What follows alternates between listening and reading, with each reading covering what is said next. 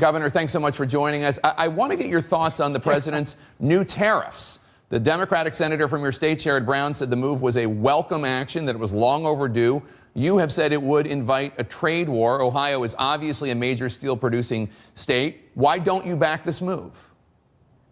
Well, first of all, I don't want to disrupt, the bulk of things and have lots of people, either consumers having higher prices or other people losing their jobs, Jake. Look, the trade issue is a very important issue, and I have always believed that the bureaucracy in the way in which we determine whether we're being ripped off or not operates too slowly.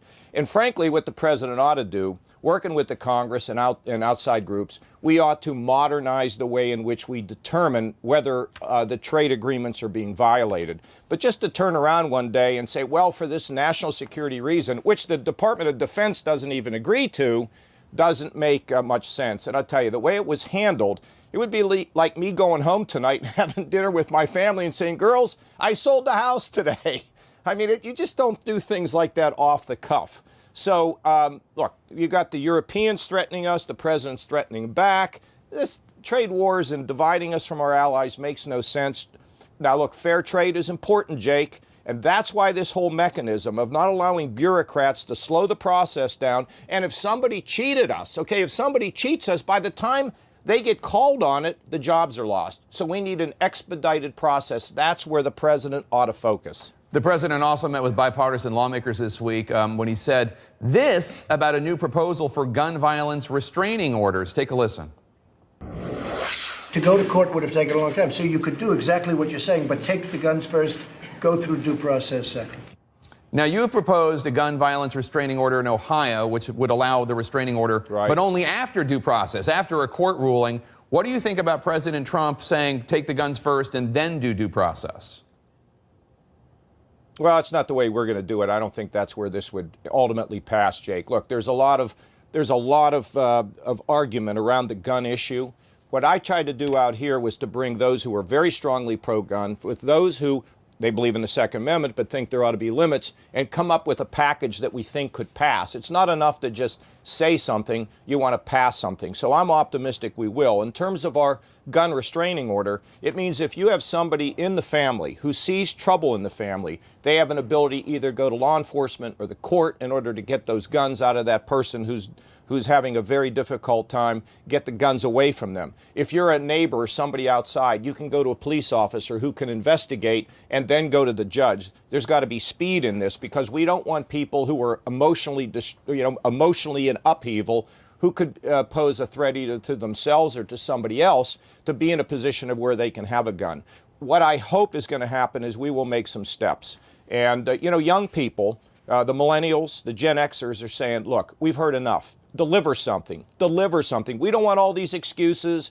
Deliver something. And frankly, they put it to me every once in a while, and I try to explain to them the politics of why it's so difficult. They don't want to hear it. And you know what? Good for them. Bully for them. I love them. I love the way that they're saying, let's do the art of the impossible rather than the art of the possible. And the more they push, the better chance we have of getting something done to have greater gun safety and better protection for everybody in our country. I think on behalf of all members of Generation X, I thank you for calling us young. But I want to move on. The president has said... Yeah, Jake, you don't fit in that. I'm sorry. You just don't. You used to be. You try to look that way just like I do. I'm trying. It just doesn't work. Just trying. Fake news. President Trump has said he wants to work with Russia. But just this week, Putin said he's developed a nuclear missile that could avoid existing American missile defense systems. We haven't heard anything yet from the president. Would you be doing something differently if you were in the Oval Office right now when it comes to Russia?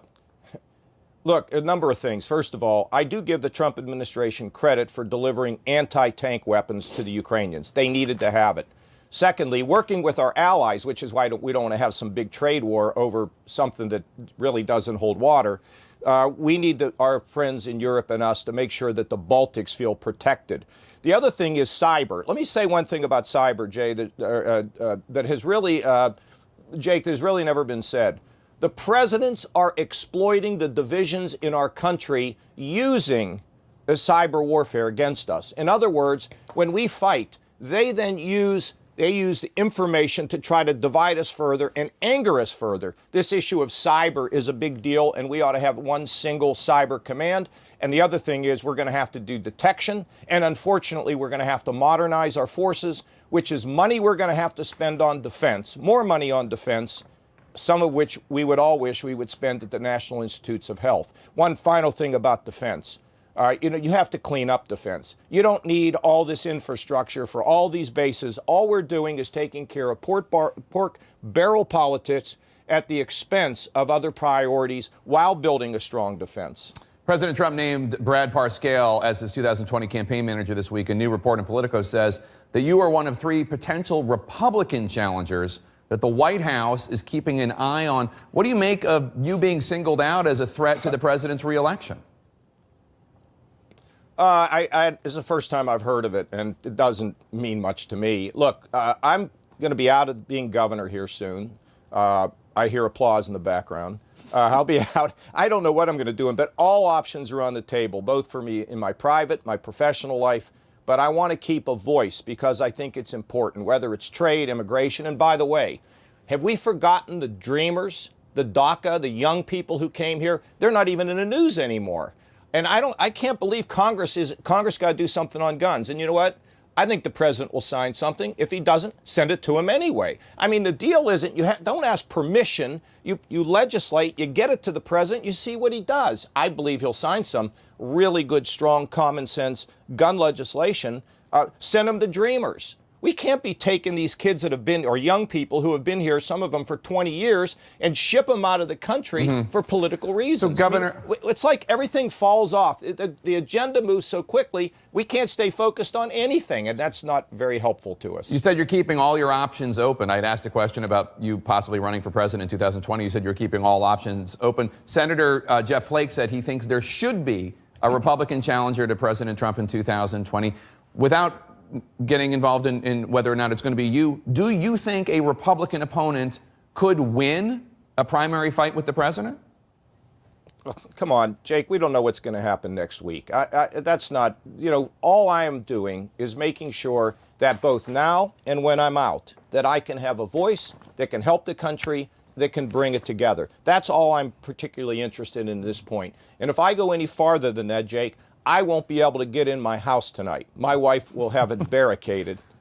So I'm not going there. I appreciate But listen, this show's been so calm, and now all of a sudden you got to throw a couple hand grenades in there, right, to stir everybody up. You're tired, Jake. Don't stay so late at the gridiron. I like to mix it up. Governor Kasich, always good to see you. Thanks so much.